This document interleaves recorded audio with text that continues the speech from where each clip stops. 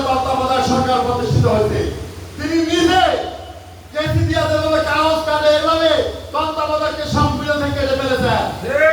আর এখন তিনি সেই সরকার চান। তার মানে কি মানুষের আইন হচ্ছে তখন তার যেটা সুবিধা সেটা সুবিধা মতো আইন তৈরি করে, সার্বজনীন কল্যাণে সে বিশ্বাস করে না। কিন্তু আল্লাহর আইন এটা সার্বজনীন। রব্বুল আলামিন সূরা ফাতিহার ভিতরে তার দুইটা গুণের কথা বলেছেন, একটা রহমান, একটা রহিম। এই রহমান পৃথিবীর জন্য আর রহিম পরকালের জন্য।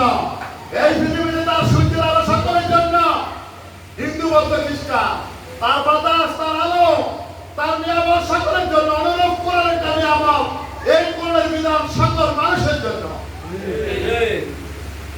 ব্যক্তিগতভাবে কোন মুসলিম যদি কোরআন মানে সে সুখী হবে দুনিয়াতে।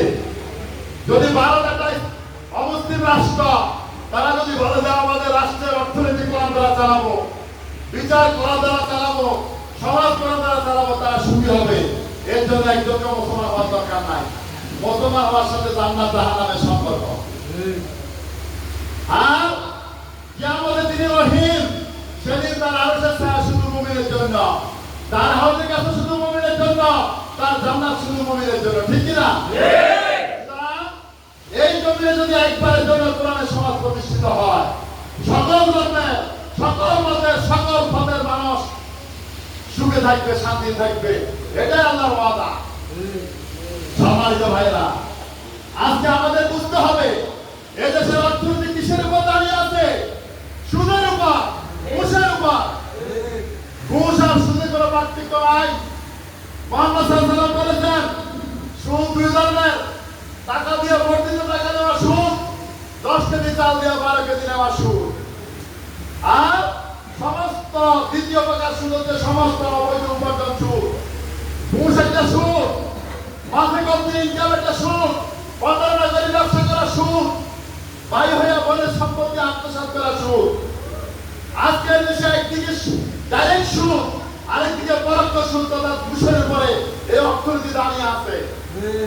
আজকে একটা মামলা করবে থানায়, ঘুষ ছাড়া হবে না। জন্ম নিবন্ধন সংশোধন করে ঘুষ লাগবে, ঘুষ লাগবে, নিজের জমি নামজারি করবেন ঘুষ লাগবে। ঘুষ লাগবে না এমন কোন সেক্টর নাই। একদিকে সুদ ভিত্তিক ব্যাংকিং ব্যবস্থা, ঘুষ ভিত্তিক প্রশাসনিক ব্যবস্থা এদেশের মানুষকে জর্জরিত করে দিচ্ছে। আপনারা এর থেকে বাঁচতে চান? এর থেকে বাঁচার একমাত্র রাস্তা হচ্ছে কোরআনের বিধান, সুদমুক্ত বিধান, ঘুষমুক্ত বিধান। এর থেকে বাঁচার রাস্তা হচ্ছে চোরের হাত কেনা আইন প্রবর্তন করা। সম্মানিত ভাইয়েরা, আমরা যে সমাজকে স্বপ্ন দেখি, এই সমাজ বাস্তবায়নের সময় এসেছে। আমাদের কাছে ইসলামী রাষ্ট্র স্বপ্ন। আজকে মালয়েশিয়ার 3টি প্রদেশ আছে যেখানে কোরআনের হুকুম দ্বারা ওই 3টি প্রদেশ চলে। গত 15 দিন আগে একটি প্রদেশে আইন হয়েছে, কেউ যদি একত্র জমা নামাজ অনেক থেকে তো বাঁচতে তার 2 বছরের জেল। জনগণের ভোটে আইন পরিবর্তন হয়েছে। মালয়েশিয়া যে ফেডারেল রাষ্ট্র, অনেকগুলো প্রদেশ আছে, 3টি প্রদেশে কোরআন আইন দ্বারা চলে।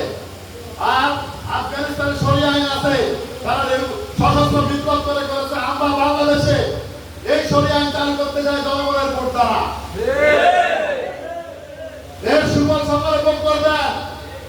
আজকে এখানে যারা দুর্যোগ করে বিএনপির পক্ষে তারা সিজে ভোট দিচ্ছেন, আপনাদের কাছে আল্লাহর হস্তে কায়মনে রাখতে অনুরোধ করি, একটিবারের জন্য এই জমিনে ইসলাম প্রতিষ্ঠার জন্য ভোট দিন।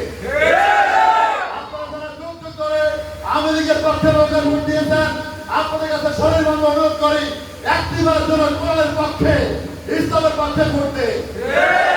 তাহলে আমরা কি করব?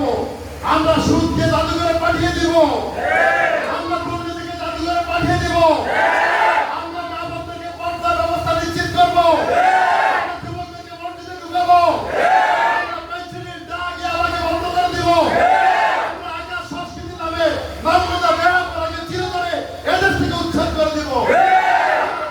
এবং ইনসাফপূর্ণ একটি সমাজ প্রতিষ্ঠা করব। এই জন্য একটি সমাজ প্রতিষ্ঠার জন্য একটিবারের জন্য আমাদেরকে সমর্থন দিন। ইনসাফের প্রতীক, ন্যায়ের প্রতীক দাঁড়িপাল্লায় একটিবারের জন্য ভোট দিন। আমাদের মায়েরা, আমাদের বোনেরা, আমাদের চাষিরা যেটা যারা পর্দার আড়ালে আছেন তাদের কাছে আপনারা এই বার্তা নিয়ে যান। কায়েম আলীগড়কে দরদ করে দিলে বলেন যে জমিতে দিন কায়েম নাই সেখানে দিন কায়েমের কাজ করা ফরজ। এটা পুরুষের জন্য যেমন তেমন নারীর জন্য ফরজ। সুতরাং এই ফরজিয়তে তারা যাতে সামিল হয়। আগামী নির্বাচন এদেশের জন্য টার্নিং পয়েন্ট। এদেশে ইসলামী তাহাজ্জুদ তামাদ্দুন আগামীতে টিকবে কি টিকবে না, এদেশের মানুষ কি কোরআন শাসন দেখবে কি দেখবে না, নাকি ভারতের ষড়যন্ত্রের শিকার হয়ে রয়ের ফাঁদে পা দিয়ে আমরা ইসলামী তাহাজ্জুদ তামাদ্দুন থেকে আমাদের প্রজন্মদেরকে বঞ্চিত করে একটা অশ্লীল রাজ্য সমাজের দিকে যাচ্ছি, তার ফয়সালা হবে আগামী নির্বাচন। ধর্মমান মুসলমানের জন্য চিন্তার এবং ভাবনার সময় এসেছে। আজকে আমরা আমাদের পরিবেশের দিকে তাকাই, আমাদের প্রজন্মদেরকে আমরা নিজেরা জাহান্নামের দিকে ঠেলে দিচ্ছি। এই প্রজন্মকে জান্নাতি পরিবেশ দেওয়ার জন্য রাষ্ট্রীয় এনভায়রনমেন্টে, সামাজিক এনভায়রনমেন্টে ইসলামী আইনের কোনো বিকল্প নাই, বিকল্প নাই, বিকল্প নাই। এটা আমাদের করতেই হবে, এটা আমাদের ইমানের দাবি। তাই আমি শ্রীলঙ্কার অধিবাসী ভাইদেরকে বলবো, যারা আজকে এখানে এসেছেন, ইমানের দাবিকে সামনে নিয়ে আপনারা প্রতিটি ভোটার কাছে এই মেসেজ দিয়ে যান।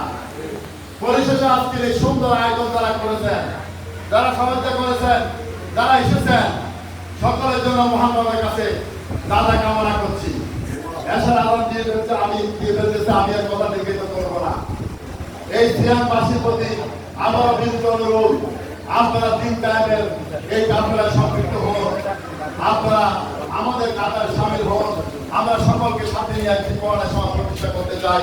এখানে যারা মুসলিম ভাইরা আছেন তাদেরকে আমরা নিশ্চয়তা দিচ্ছি, ইসলাম হচ্ছে মানবতার ধর্ম, নিরাপদ ধর্ম। ইসলাম প্রত্যেক মানুষের ধর্ম, প্রত্যেক ধর্মকে মূল্যায়ন করে স্বীকৃতি দেয়। ইসলামের নবী মুহাম্মদ সাল্লাল্লাহু আলাইহি ওয়াসাল্লাম বলেছে, অমুসলিমরা মুসলিম রাষ্ট্রে নিরাপদ, মায়ের করে সুবিধা নিরাপদ। আপনারা সেই নিরাপদ পরিবেশে অবস্থান করুন, আপনারা ইসলামের কাফেলায় শরীক হন। আল্লাহ আমাদের সাহায্য করুন। আসসালামু আলাইকুম।